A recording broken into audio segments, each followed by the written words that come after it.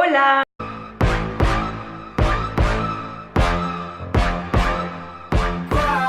Aujourd'hui je vous retrouve dans une nouvelle vidéo à propos des séries que je préfère, des séries que j'aime beaucoup regarder ou qui m'ont marqué, etc. C'est un peu mon top de mes séries préférées. Après je regarde évidemment d'autres séries que celles que je vais vous présenter, des séries qui sont beaucoup plus connues et que j'ai pas forcément envie du coup de vous reparler. Bien que il y a de fortes chances que vous en retrouviez certaines dans celles que je vais citer, que vous regardez, que vous connaissez beaucoup et que vous avez entendu parler. Mais j'espère tout de même que je vous en ferai découvrir certaines ou que je vous donnerai envie. Je vais approfondir cette série aujourd'hui. Je vais commencer tout d'abord avec une série, donc c'est ma number one. Vraiment, je pense que c'est vraiment ma série préférée et elle s'appelle Skame. C'est une série que j'avais commencé à regarder il y a 2 ans et ça a été un coup de cœur. Vraiment, je suis tombée amoureuse de cette série à fond dedans et je suis devenue addict très rapidement. Skame, c'est une série qui est sortie en 2015, qui est une série norvégienne.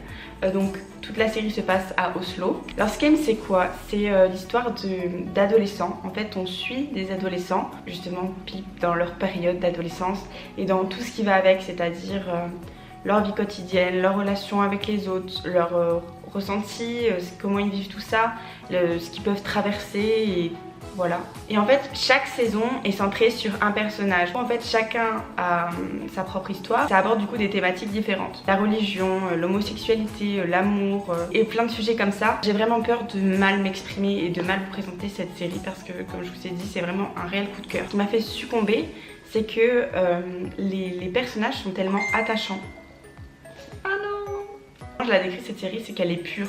Je trouve que ça fait réaliste, qu'on est vraiment à la place des personnages, que les dialogues sont fluides, que ça paraît comme si on assistait vraiment à une scène qui est en train de se passer.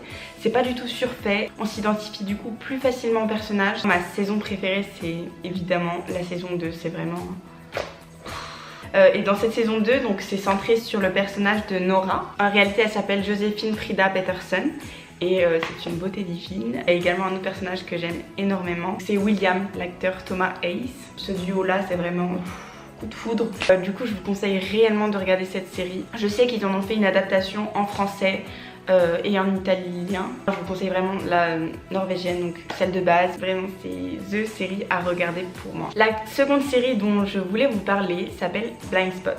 Donc Blind Spot c'est une série qui est sortie également en 2015. Cette fois-ci série américaine. Et ça parle de quoi? En fait ça parle d'une jeune femme qui s'appelle Jane, qui est retrouvée par le FBI en plein milieu de New York, juste complètement tatouée de la tête aux pieds et qui ne se rappelle absolument de rien. Voilà, elle ne sait pas qui elle est, elle ne sait pas comment ça se fait qu'elle est tatouée de la tête aux pieds et elle ne sait pas comment ça se fait qu'elle s'est retrouvée là. Du coup, le FBI va être avec elle et au fur et à mesure ils vont se rendre compte que ces tatouages aident à résoudre et à retrouver des meurtriers. Du coup il y a d'un côté ces enquêtes là, mais il y a aussi d'un côté l'enquête sur savoir qui elle est, comment ça se fait, trouver une explication à tout ça. Et après il y a aussi le côté pour le personnage, donc pour Jane voilà, parce qu'elle a complètement une perte d'identité, donc elle est vraiment à la recherche de qui elle est, de son histoire, de son passé, de comprendre ce qui se passe. C'est bien entraînant comme série. Et donc il y a les deux personnages principaux, Jane Doe qui est interprétée par Jamie Alexander et on a Kurt Weller qui est interprété par Sullivan Stapleton.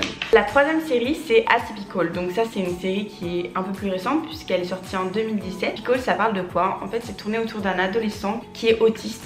Donc l'autisme c'est quoi? Petite définition que j'ai trouvée parce que j'ai pas du tout envie de dire de bêtises. C'est un trouble envahissant du développement qui affecte les fonctions cérébrales. Du coup on va suivre ce personnage dans sa vie. Voilà comment ça se passe pour lui en étant atteint de ce trouble, comment ça se passe pour son entourage, sa famille, ses amis, ses relations avec autrui.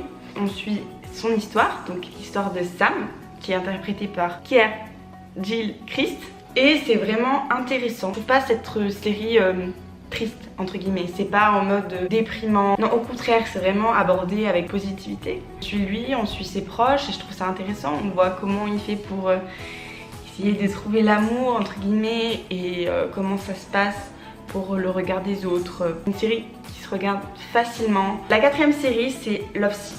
Oh, j'adore cette série. Elle a été sortie en 2014, série britannique. Alors cette série, elle parle de quoi? Elle parle en fait de Dylan, donc qui est un jeune homme qui vient de faire des tests et on lui annonce qu'il a la chlamydia. Donc la chlamydia c'est une maladie sexuellement transmissibles. Et du coup le médecin lui dit oui, alors il faudrait que vous contactiez toutes vos conquêtes pour les prévenir, pour qu'elles fassent également le test pour savoir si elles l'ont. Chaque épisode va être centré sur une personne, donc sur une de ses conquêtes, de ses ex, où il va les revoir et du coup on va avoir un retour sur leur passé, ce qu'elles sont devenues. Vraiment une série qui est abordée avec humour, où les personnages sont drôles, les scénarios sont drôles, ces histoires sont drôles. Il a 2 acolytes dans cette série, donc ses 2 meilleures amies. Sa meilleure amie qui est Evie, qui est du coup interprétée par Antonia Thomas, et également son meilleur ami, lui s'appelle Luke et qui est interprété par Daniel Ings. La 5e série, en ce moment je la dévore, c'est Las chicas del cable, ou Les demoiselles au téléphone version française. Donc c'est une série qui est sortie en 2017. Également c'est une série espagnole, donc moi je la regarde en espagnol sous-titré français.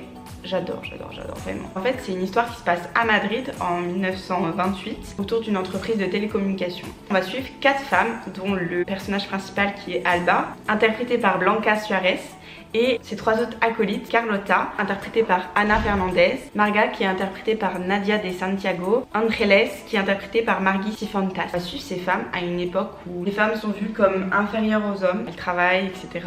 C'est pas non plus où elles sont toutes au foyer, mais il y a encore vraiment cette image de la femme au foyer qui doit s'occuper des enfants, faire la cuisine, bien s'occuper de son mari, qui peut pas divorcer, l'avortement mal vu, voilà, c'est vraiment cette époque-là. Et du coup on va suivre 4 femmes qui ont plutôt du caractère, qui sont des femmes qui s'affirment, des femmes qui sont belles, des femmes qui sont modernes, et c'est vraiment juste génial. On va les voir du coup travailler, combattre pour justement ce fait que les femmes ne sont pas inférieures, bien au contraire qu'elles ont plein de choses à offrir, et ça on adore. Et aussi il y a vraiment une histoire autour de Alba, de triangle amoureux, et chaque épisode il se passe des trucs de fou. On peut pas s'ennuyer, c'est vraiment une série, on peut pas s'ennuyer parce qu'il se passe tout le temps des trucs vraiment de dingue, et il y a de l'action, c'est pas juste une histoire d'amour, juste des femmes qui disent oh non nous voulons l'égalité, non vraiment pas. La série suivante c'est The Ring, donc qui elle est vraiment très récente puisqu'elle vient de sortir, elle est sortie en 2018.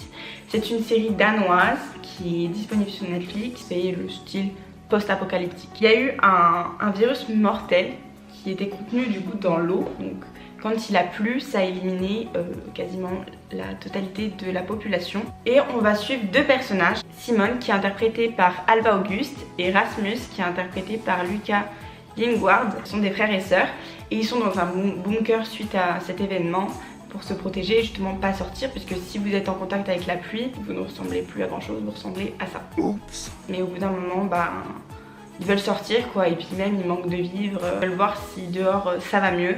Et du coup on va les voir sortir, éviter la pluie, avoir cette crainte de la pluie, voir aussi ce qui est devenu la terre. On va aussi suivre l'histoire de ce virus, de savoir d'où il vient. La dernière série dont je voulais vous parler, c'est pareil une série très récente puisqu'elle vient vraiment tout juste de sortir, donc c'est Innocence. C'est une série fantastique. Donc ça parle de quoi? En fait on va suivre 2 personnages, surtout une seule fille qui s'appelle June, donc qui est interprétée par Sorcha Groensel, et un garçon donc qui est Harry, interprété par Marcel Ascott.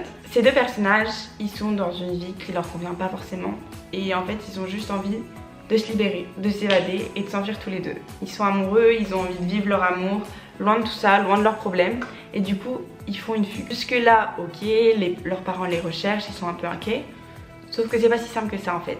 Au fur et à mesure, June, il va lui arriver des choses un peu bizarres, et en fait elle va se rendre compte qu'elle est métamorphe. C'est quand on peut prendre l'apparence d'une autre personne. Elle est un peu en mode ok, qu'est-ce qui se passe? Elle panique complètement, elle vient de découvrir ça.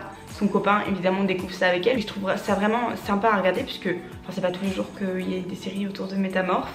Du coup c'est un peu atypique et ça change. Ils sont tous les 2 poursuivis par pas mal de personnes, et du coup on suit leur escapade, leur aventure et tout ça. Donc plutôt sympa à regarder, pareil je vous la conseille. Au-delà de ça, comme je vous ai dit, je regarde aussi des séries vachement connues. Un exemple typique de série où je m'étais dit ah non ça me plaît pas, ça me plaira pas, je vais pas regarder, tout le monde en parle, ça me saoule de regarder, c'est Game of Thrones. Et finalement c'est une superbe découverte et je me suis vraiment fait de fausses idées, j'adore. Voilà, on voit, faut parfois pas se fier aux apparences et que ça peut être super cool. En tout cas si jamais vous aviez des doutes sur cette série, n'hésitez pas. Matt, si tu passes par là, merci de m'avoir initié à cette série. Voilà pour mes séries que j'apprécie beaucoup. Comme je vous ai dit, il y en a beaucoup d'autres, mais j'ai vraiment voulu vous parler de celle-ci. J'espère que ça vous a donné envie. J'ai un peu peur d'avoir eu du mal à m'exprimer. Je vous fais plein de bisous et je vous dis à la prochaine.